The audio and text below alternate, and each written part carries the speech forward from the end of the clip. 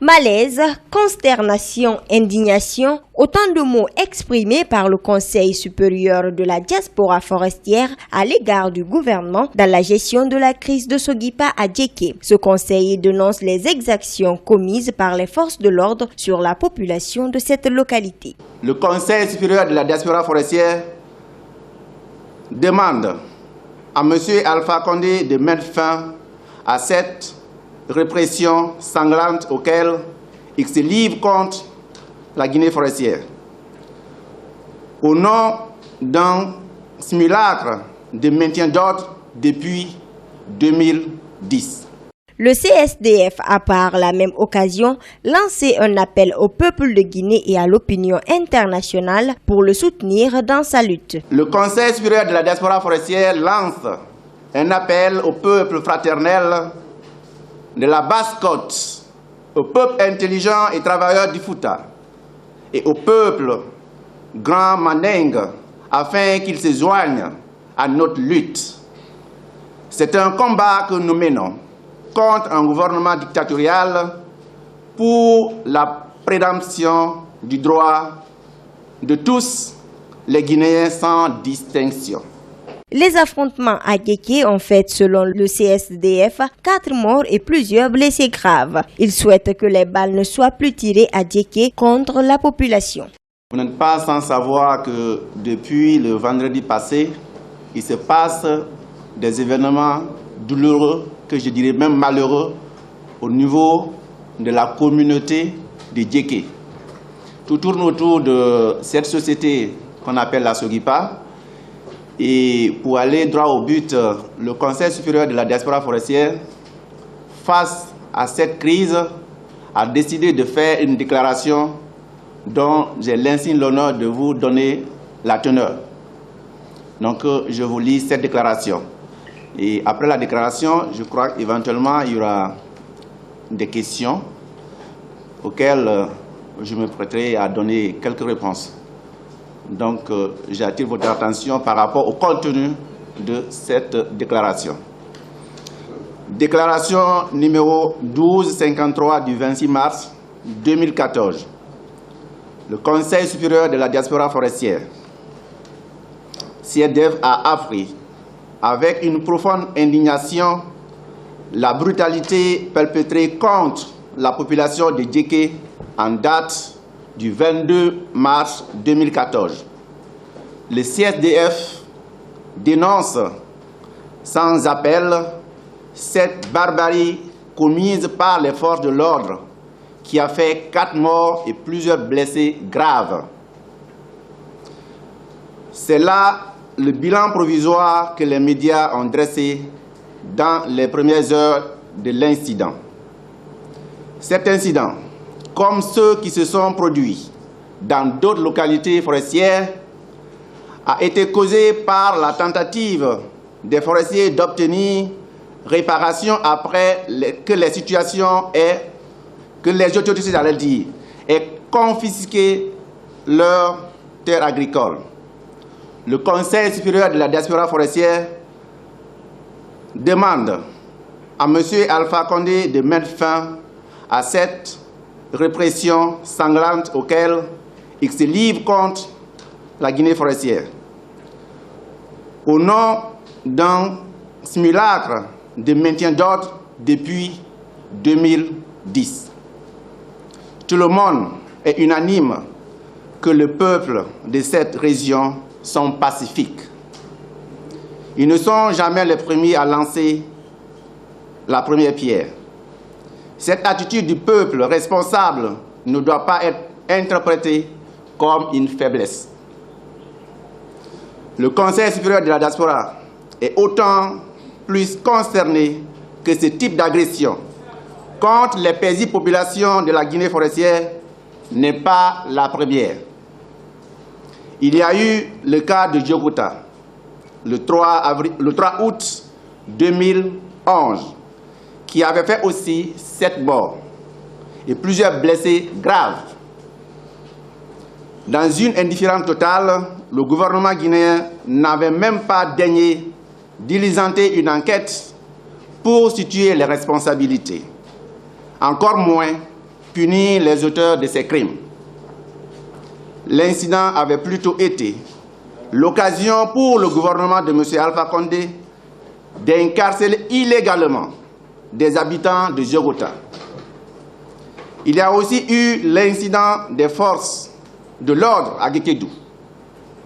Dans cette grande ville aussi, il y a eu mort d'hommes et de nombreux blessés. Puis, il y a eu le cas de Galapin, où il y a eu également mort d'hommes et de blessés graves. En plus, des habitants de Galapin avaient été aussi arrêtés et condamnés injustement à des peines de prison. Ce qui suscite davantage l'indignation, c'est le caractère partiel du gouvernement. En effet, les actes de la répression du gouvernement sont partiaux. Par exemple, à Kankan, en Haute-Guinée, région d'origine de M. Alpha Condé, une démonstration publique avait provoqué l'intervention des forces de l'ordre. Au cours de l'échauffourée qui s'est suivi, il y a eu 2 morts. Le gouvernement de M. Alpha Condé avait immédiatement fait des arrestations dans les rangs des forces de l'ordre. Pourquoi appliquer la justice en Haute-Guinée et ne pas l'appliquer en Guinée forestière? Cette partie de la Guinée serait-elle une colonie du gouvernement? C'est pourquoi M. Alpha Condé et ses hommes de main doivent immédiatement cesser de se comporter en Guinée forestière comme en zone coloniale. Ils doivent se rendre à l'évidence que le forestier des années coloniales, dont la trop grande gentillesse faisait la stupidité, a changé.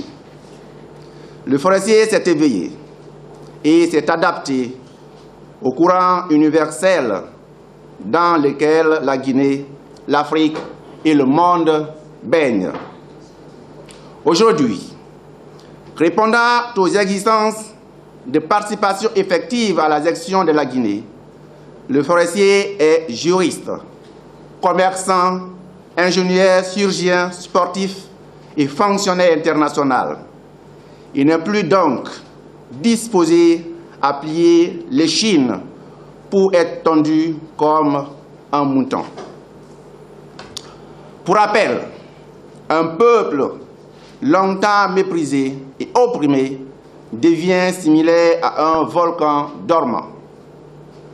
Si les conditions géothermiques propices sont créées, il est en éruption.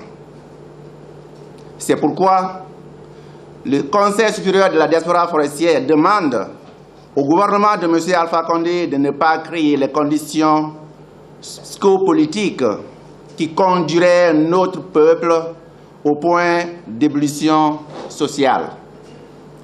Aussi, le Conseil supérieur de la diaspora forestière lance un appel au peuple fraternel de la Basse-Côte, au peuple intelligent et travailleur du Fouta et au peuple grand mandingue afin qu'ils se joignent à notre lutte. C'est un combat que nous menons contre un gouvernement dictatorial pour la préemption du droit de tous les Guinéens sans distinction. Nous demandons au clergé, aux représentants des organisations internationales, aux ambassadeurs accrédités en Guinée, aux organisations des droits de l'homme et à la société civile guinéenne d'enjoindre le président Alpha Condé de mettre immédiatement un terme à ces expéditions militaires en Guinée forestière. Enfin, le Conseil supérieur de la diaspora forestière réitère son engagement à ne plus accepter qu'un gouvernement présent ou futur traite le forestier comme un citoyen de second rang, comme cela a été la perception et la pratique jusque maintenant. Le Conseil supérieur de la diaspora forestière affirme et confirme solennellement que le prochain acte de terreur engagé contre notre peuple déclencherait des conséquences imprévisibles dont les réverbérations secourront toute la Guinée. Le CRDF déclare publiquement que les balles tirées à Djeké contre son peuple doivent absolument être les dernières. Je vous remercie pour votre bien aimable attention.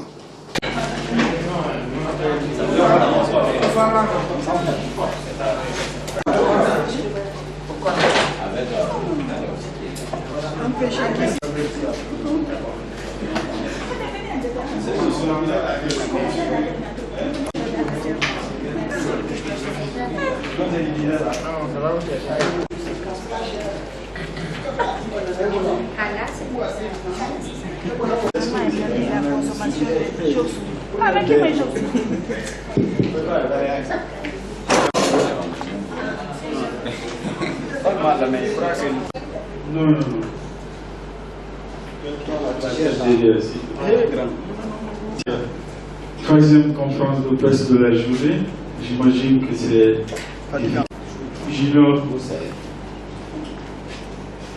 Gino, on peut commencer. Dans la sous-préfecture de Djeké, préfecture de Yomo. Voilà, et les connaît, qui est membre du bureau de ce conseil, qui va nous parler de ce dialogue. Voilà, donc sans plus tarder, Vous n'êtes pas sans savoir que depuis le vendredi passé, il se passe des événements douloureux, que je dirais même malheureux, au niveau de la communauté de Djeké. Tout tourne autour de cette société qu'on appelle la Sogipa. Et pour aller droit au but, le Conseil supérieur de la diaspora forestière, face à cette crise, a décidé de faire une déclaration dont j'ai l'insigne l'honneur de vous donner la teneur. Donc, je vous lis cette déclaration. Et après la déclaration, je crois qu'éventuellement, il y aura des questions auxquelles...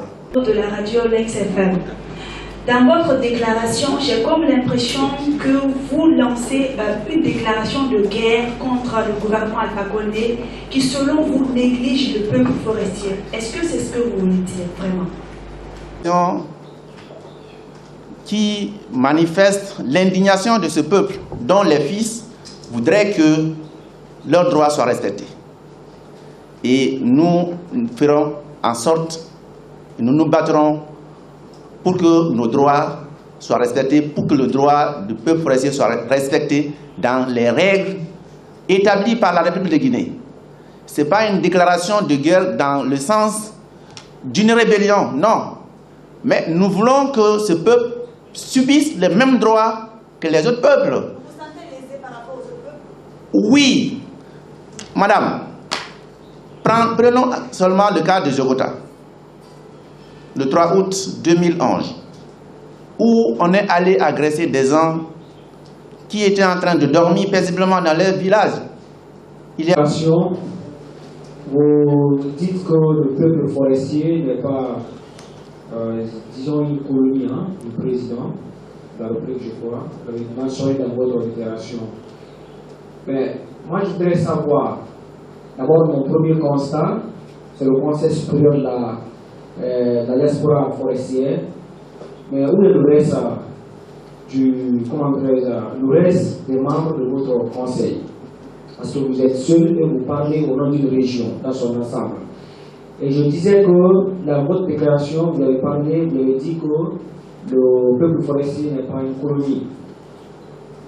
Moi je me dis que l'acte qui s'est produit en Guinée forestière, tout récemment, à Fria, il y a un jeune qui a été abattu par un corps habillé, qui a trouvé aussi la mort. La personne a été arrêtée à Cancan, tout comme à Boké. Alors si vous vous dites que le peuple forestier n'est pas une colonie du professeur Alpha Condé, moi je voudrais savoir si votre déclaration est une déclaration d'alerte ou une déclaration de révolte, parce que vous appelez le peuple forestier à prendre ses responsabilités. Est-ce qu'une déclaration d'alerte ou une déclaration de révolte? Merci beaucoup. Ça révolte. Ça révolte. Pensez-vous que, quand vous dites que le droit va être dit, vous voyez celui qui a commis le crime se pavaner, se promener par devant la victime ou les victimes? Non. Vous dites, Afria, il y a un jeune qui a été tué et l'auteur ou les auteurs ont été arrêtés. Ce n'est pas ce qui se passe à Djeké. On tire sur le peuple, il y a des morts, on arrête les restes. Pensez-vous qu'on évolue dans le cadre d'une justice normale? Nous disons non. C'est deux poids, deux mesures. Plutôt les forces de l'ordre qui tirent sur ce peuple-là avec des armes et des munitions payées par l'argent du contribuable, comme je vous l'ai dit. Cette organisation a été créée en octobre 2011 à Washington par des jeunes, des femmes, des hommes de la région forestière qui ont décidé de défendre en unissant leur effort, leur énergie, les intérêts de la diaspora forestière. Et comme l'a dit M. Diallo en m'introduisant, je suis membre du bureau mondial de la diaspora forestière. Et un bureau qui comporte 9 postes, donc 9 membres. Je suis le seul membre qui réside en Guinée au jour d'aujourd'hui. Voilà pourquoi je suis seul par devant vous. Mais cette déclaration que je suis en train de lire a été rédigée par ce bureau-là. Comme les vraies informations, ce qui est véritablement à la base de ce soulèvement ou de cette atrocité. De l'emploi. Vous n'êtes pas sans ignorer que cette société qui s'est installée à Djeké depuis 1987, qui exploite les terres agricoles que ces peuples-là exploitaient pour leur riziculture, leur ont été spoliés sans contrepartie. Et la contrepartie qui devait leur revenir, c'est d'employer les fils de cette zone-là dans la société. Donc le mémorandum qui a été déposé, c'était par rapport à ça. C'est un droit légitime pour eux, j'estime. Il y a eu une négociation qui s'est instaurée. Le préfet, le gouverneur des Gérékouré était allé et on demandait à ce qu'il y ait une négociation à Gérékouré. Il s'est écoulé le mois de janvier, le mois de février. Avant de faire cette déclaration et condamner l'attitude des forces de l'ordre. Tel que les choses se passent au jour d'aujourd'hui, nous disons il faut que ceux qui sont mêlés à ces tueries-là de près ou de loin puissent répondre devant la loi. Et en cela, je ne vois pas en quoi on va aller voir la Soriba. Je ne sais pour demander quoi. C'est qui est qui. Les gens revendiquent leur droit d'être employés dans la société parce que leur ont été spoliés, ce qui leur donne droit de pouvoir travailler dans cette société. Et n'oubliez pas aussi, quand une société est implantée dans une zone... Vous démontriez votre position, vous disiez que vous n'êtes pas pour l'organisation. Et nous avons vu la population forestière accueillir quand même, représenter la région forestière. Et vous vous insurgez, comme vous l'avez dit, contre le gouvernement. Est-ce que la population, comme des gens qui se... Surtout en vous voyant, 9 personnes sur ce... Je vous remercie. Je pense au gouvernement qui n'atteignent même pas 100 personnes. Donc, si je reviens par rapport à notre indignation en ce qui concernait la fête de l'indépendance qui devait être organisée à Gérékouré. Vous étiez encore ici, vous journalistes, vous avez entendu ou vécu ce... Et l'autre par accident. Donc vous qui suivez cette actualité, nous aussi nous avons d'autres sources qui nous parlent jusqu'à 5 mois, mais puisque pour le moment officiellement c'est les 2 cas-là qui ont été reconnus, je voudrais savoir à votre niveau le bilan que vous avez.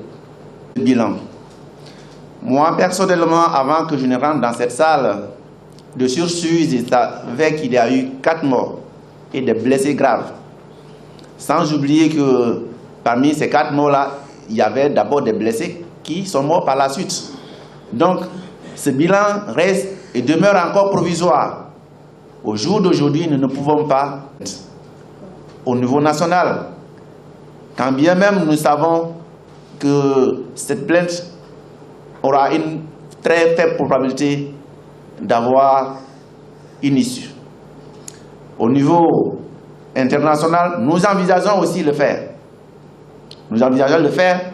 Et quant à l'échéance, au niveau de la plainte, au niveau national... Forestière, et on suppose que vos troncs sont plus situés à l'extérieur, à l'intérieur. Est-ce que vous bénéficiez du soutien ou des soutiens de certains réseaux communautaires de la région forestière? Merci. Certains réseaux communautaires, une association, c'est une ONG qui est ouverte à tous fils et filles de la forêt et à toute personne qui peut adhérer en tant que sympathisant. Donc, elle est ouverte. En ce qui s'agit ici, il y a des soutiens. Oui, nos actions sont soutenues par certaines associations forestières qui adhèrent même au diaspora de la diaspora forestière, j'allais dire, sous forme de personnes morales. C'est-à-dire c'est la structure qui adhère au Conseil supérieur de la diaspora forestière. Donc, quand nous devons agir, toutes ces forces-là unissent leurs efforts à nos efforts pour essayer de réaliser les objectifs du Conseil supérieur de la diaspora forestière. Donc, on est en train de me dire qu'on a épuisé les questions-réponses. En venant ici, chacun ou certains parmi vous avaient des informations concernant cet événement qui est en train de se passer à Djéké. Tout comme tous ceux qui se sont passés aussi préalablement en région forestière. Nous voudrions que vous soyez nos porte-voix pour qu'on essaye réellement de faire appliquer à tout le monde les mêmes droits sur toute l'étendue du territoire. Qui qu'on soit, comme on le dit, personne n'est au-dessus de la loi et personne ne peut aussi être ignoré par la loi compte tenu du fait qu'il est du nord ou il est du sud. Si nous sommes le même peuple, nous devons bénéficier des mêmes droits. Nous devons avoir les mêmes devoirs. Nous voudrions que vous portiez en mémoire la souffrance